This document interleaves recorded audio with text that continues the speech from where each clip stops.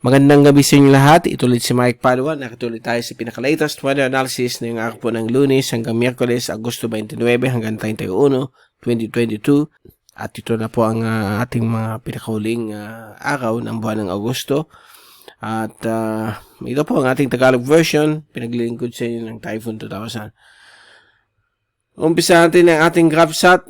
Okay. Inisyo natin na yun, Lunes. Sa nakalipas na 24 hanggang 48 oras, yung si LPA 90W ay nag-rapidly intensify bilang isang tropical depression. At ito po ay nag-undergo po ng tinatawag nating rapid intensification na for the past 6 hours, 35 to 40 knots, okay? O 50 to 65 to 75 kilometers per hour, dinagdag ng kanyang lakas. Ay, ito po yung bagyong si Hinamnor. Isa na po siyang typhoon. 185 kilometers per hour na po siya. Bilang isang category 3 na typhoon, ito po ay kumikilos pakanluran. At sa loob ng 2 at 3 araw, ito po ay mag-track po patungong timog kanluran, okay? At inaasahan po ito, papasok na po ng Philippine Area of Responsibility sa darating pong Miyerkules o Huwebes at posibleng bibigyan po ito ng local name ng Pag-asa as Gardo. At kasalukuyan, meron pong isang mahinang LPA 98W na lumalaban din. Gusto maging isang ganap na separate system o tropical cyclone ng bagyo. Subalit ito po ay mukhang ma-absorb po sa sirkulasyon ni Hinamnor. Dahil po si Hinamnor ay malapit na po maging isang super typhoon. Impossible. Ito po ang pinakamalakas na bagyo na nag-form na yung taon. Malalaman natin at napapansin ninyo dahil bakit napakakonti ang mga super typhoons dahil po panahon po ng La Nina na di-disrupt po ang development dahil po sa maraming upper level winds o wind shear at yung kanyang convergence ay malapit na sa Pilipinas. But ito nakabuelo po, nag-develop po sa may malapit po sa Wake Island at kasalukuyan po ito papalapit na po sa Okinawa area. Okay? At kumikilos po ito pakanluran sa bilis na 30 km bawat oras. At ito po yung fast animation. So nakita po ninyo gaano kaliit ng weather system na ito. But a very tight eye na may tinatawag tayong malakas na gustiness malapit sa kanyang mata. At ito po si 98W. Makikita po ninyo dito. Okay. Ito yung LPA na binabantay rin natin kung magiging tropical depression. But ito na yun yung bagyong si Hinamnor. Okay. Isa po yung name ng isang Laos na heritage site, okay, o tourist site sa Laos. Okay? So, yan po ang pinapakita ng takbo nito. Sa zoom in satellite animation, may mga localized thunderstorms po na naganap po sa may gitnang Luzon.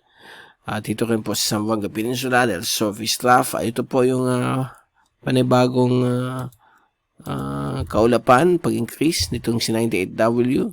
Tingnan natin kung maging tropical depression po ito. But so far, si Hinamnor ang pinakamalakas as of this time, 185 kph, category 3. At ito po ang tracking ng mga iba't ibang weather agencies at ang pinapakita ay para siyang check, okay? Pag ganyan. But ang kanyang track po ay biglang bubulusok po pa west-southwest to southwest. At pagdating sa ikatlo at ika-4 na araw, September 1 or 2, ito po ang stationary dyan bago ito umakyat patungo sa karagatan ng silangan China o East China Sea. So, yan po ang pinapakita ng sudden dip ng kanyang track to the south. But, ang good news yung habagat ay hindi masyado malakas. So, may mga thunderstorms pa rin magaganap dahil po sa prevailing La Nina. Ito po ang mga computer models. Meron lang pong dalawa magtiwalag sa track nito. Yung isa sa Yeyama, ito po yung US Navy model. Ito naman po isa ay United Kingdom model, UK Met. Pinapakita po na daan po sa may Taiwan area, okay? So, marami pa pong magbabago yan. But for the next 3 days, yan po ang pinapakita nitong bagyong Hinamnor. Okay, yan po, papasok po siya ng PAR.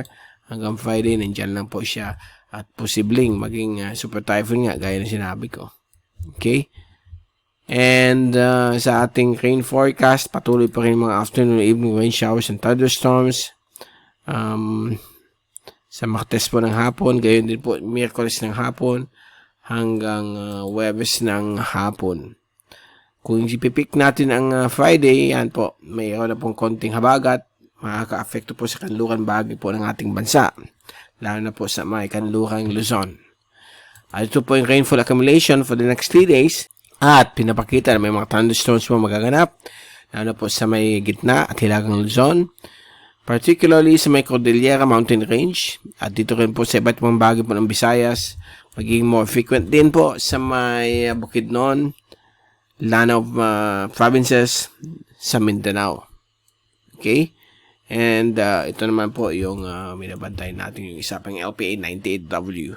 So dyan muna natin itatapos yung ating update na yung araw po ng Lunes ng gabi at pabalik ulit tayo sa Miyerkules upang bigay sa inyo yung pinaka-latest sa ating panahon. Mula sa Typhoon 2000, ito si Mike Palo magpapaalam. Mag-ingat po tayong lahat by #WeatherWiser and maraming salamat po sa pagpanood nyo sa aking channel.